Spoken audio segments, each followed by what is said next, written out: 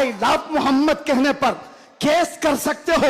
आओ हम पुकार पुकार पुकार कर बार बार कहेंगे I love Mohammad, I love Mohammad, I love Mohammad. मुसलमान तो ना ही हमारे आरक्षण का विरोध करता है, ना भारत के मूल निवासियों का विरोध करता, मगर यही हाल है कि पाखंडी सरकार कहीं ना कहीं आई लव मोहम्मद कहने पे जिस प्रकार का मुकदमा बनाया है, यह हास्यास्पद है। आज हमारी समस्या मुसलमान नहीं है, हमारी समस्या है शिक्षा, स्वास्थ्य, रोजगार, सुरक्षा, हमारी बहन बेटियों की लुटती हुई इज्जत को बचाना है, भारत माता को बचाना, ये हमारी समस्या है। मुसलमान कोई समस्या नहीं है। और अन्य भक्त जब हरकतें करते हैं, जब मस्जिदों में घुस जाते हैं जय श्री राम के नारे लगा के, और जब मजारें तोड़ते हैं उनमें लाते मारते हैं, मजारों में हथौड़े मारते हैं और जय श्री राम कहते, तो ये कौन है? आतंकवादी हैं, देशद्रोही है, मस्जिदों पर ये भगवा फहराते हैं। ये अधिकार किसने दिया? इनके खिलाफ मुकदमे दर्ज क्यों नहीं होते? ये सरकार बार बार हिंदू मुसलमान कराना चाहती है। हमारी मूलभूत समस्या है शिक्षा, स्वास्थ्य, रोजगार, और चुनाव आयोग में बैठा हुआ पाखंडी है वो जो मशीनों से जो गड़बड़ी कर रहा है।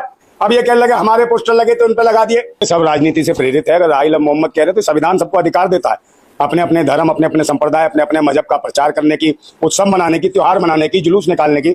मगर ये लोग कौन है?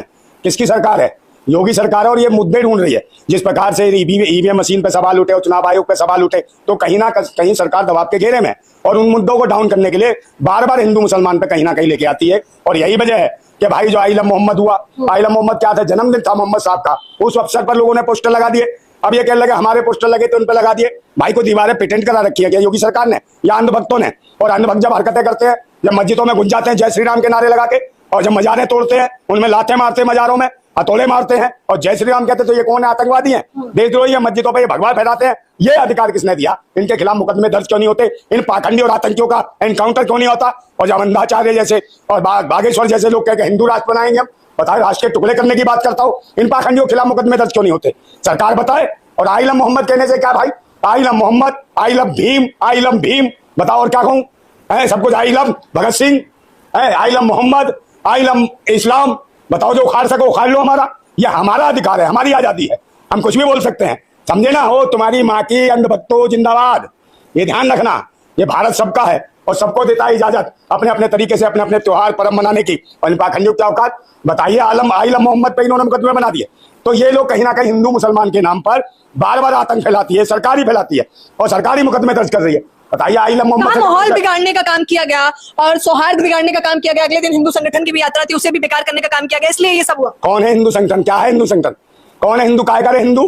हिंदू हिंदू कुछ नहीं है मैडम, आपको क्या मालूम है? काय के हिंदू है? जब हिंदू मर रहे थे भी बाढ़ पीड़ित, कितने हिंदू डूब डूब के मर रहे थे, उनके पशु डूब डूब के मर रहे थे, गाय माता डूब डूब के मर रही थी, पाकिस्तान जा रही थी लहराती हुई, डूबती हुई।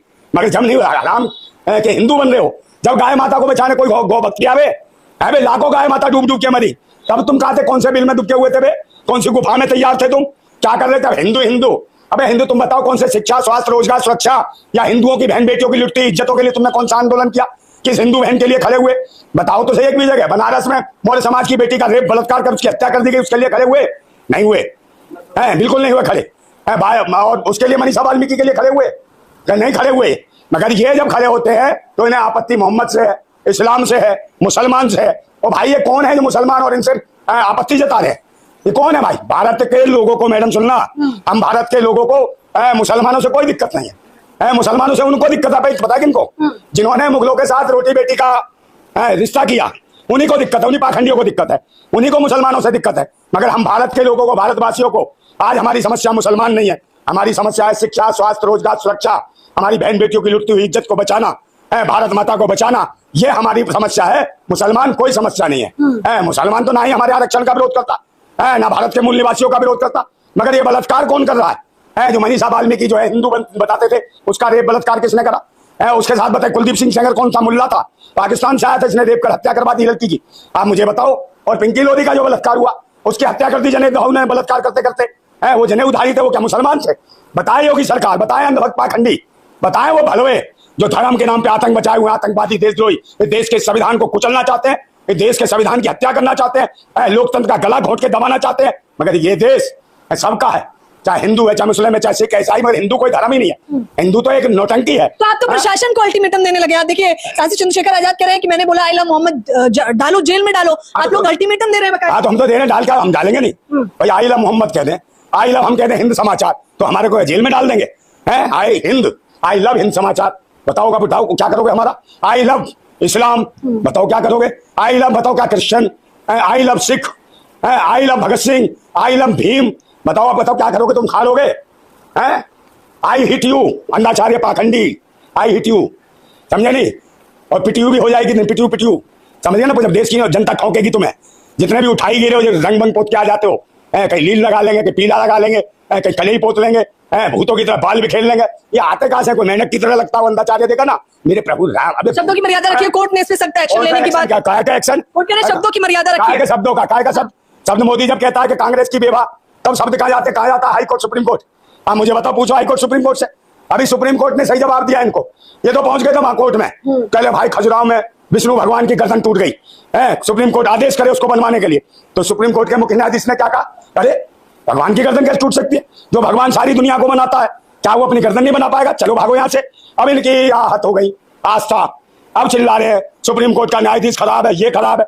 अबे भूतनी के हो, जब तुम्हारा धर्म सबसे बड़ा, भगवान सबसे बड़ा, तो बाबा साहेब के संविधान के पास ही अधिकार मांगने जाते हो। तो ये देख लो कि भारत का संविधान इस धर्म पाखंड से कितना ऊंचा है, कितना बड़ा है। तो इसको जिसने बनाया हो बाबा साहब ने, वो कितने ऊंचे हैं, कितने महान है, इस बात को समझना चाहिए। कोई भी धर्म पाखंड के नाम पे, जो खुद अपने भगवानों के लिए मंदिर की अर्जी लगाने भी बाबा साहब के संविधान से मांगते थे।